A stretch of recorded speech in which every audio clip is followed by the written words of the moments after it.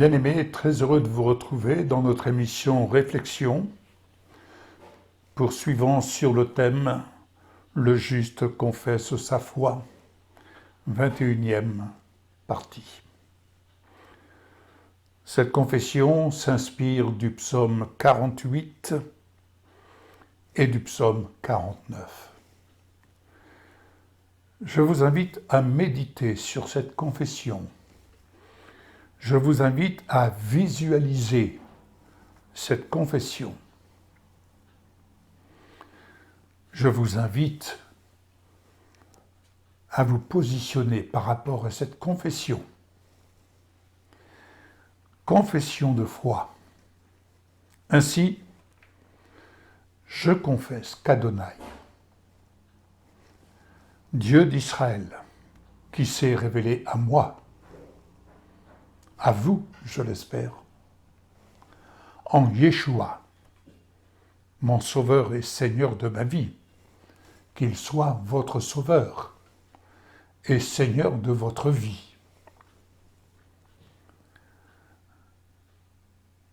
Adonai est grand.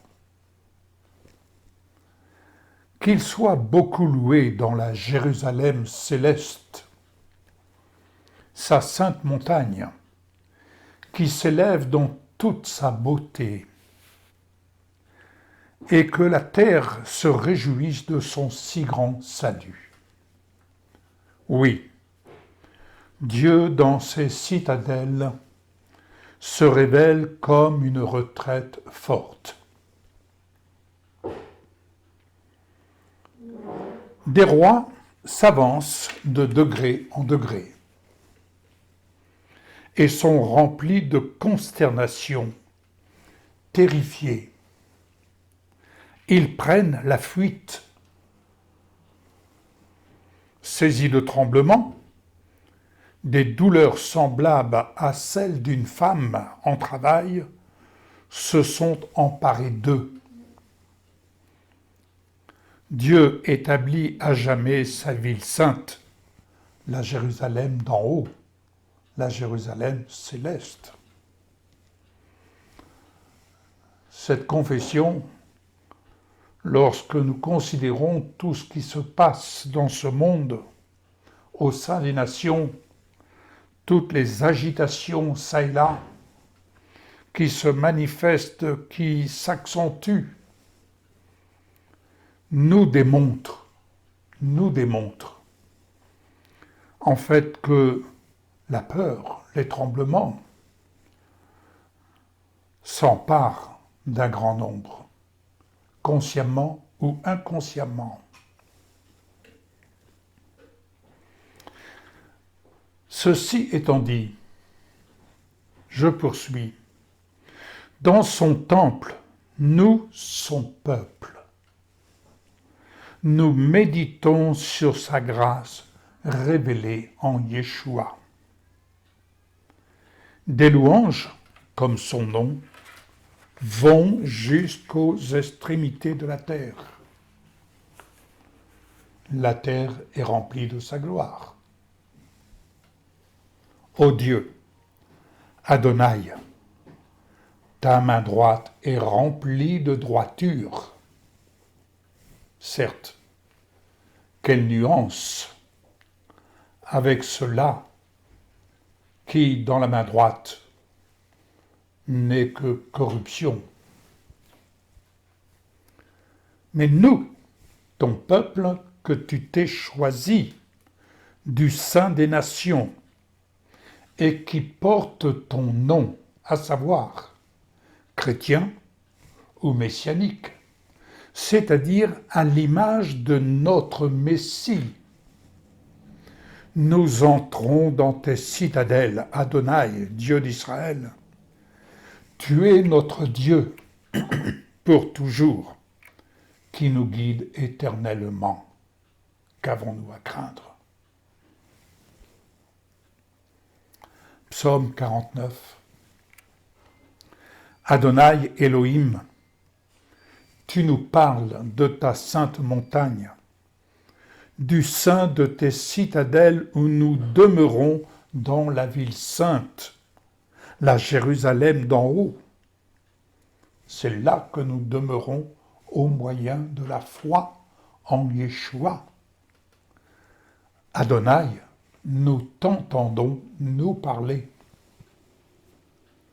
Et tu nous dis, écoutez, vous tous les peuples, écoutez, vous tous qui habitez sur la terre, humbles ou élevés, riches ou pauvres. Ma bouche s'apprête à dire des choses sages. Les pensées les plus profondes de mon cœur donneront l'intelligence. Alors, oui, je médite. Vous pouvez avec moi méditer. Pourquoi aurais-je peur? Lorsque les jours amènent le trouble, lorsque le mal de mes poursuivants m'entoure, le mal de ceux qui s'appuient sur leurs biens et se vantent de leur richesse. Personne ne peut racheter son frère, ni donner une rançon à Dieu pour lui, car le prix est trop élevé. Il me faut abandonner complètement cette idée pour le faire vivre éternellement et qu'il ne voie jamais la fosse. Il n'y a aucun autre salut qu'en Yeshua.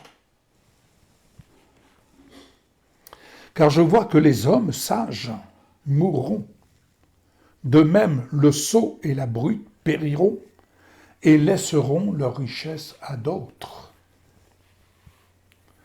Ils pensent que leurs maisons dureront à jamais, leur demeure de génération en génération.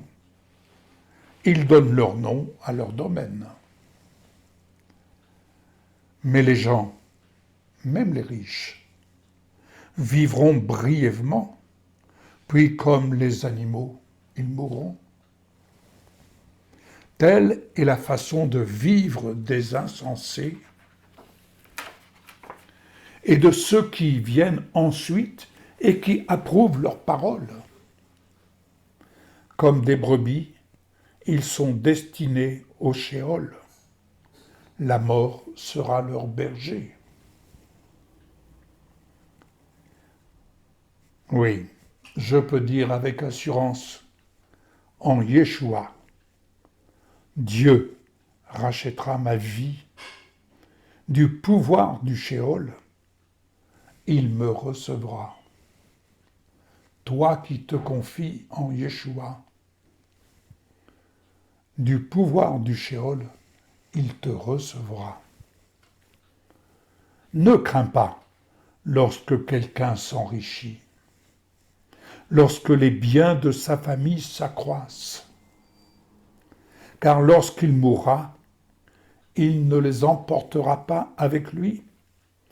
Sa richesse ne descendra pas vers lui.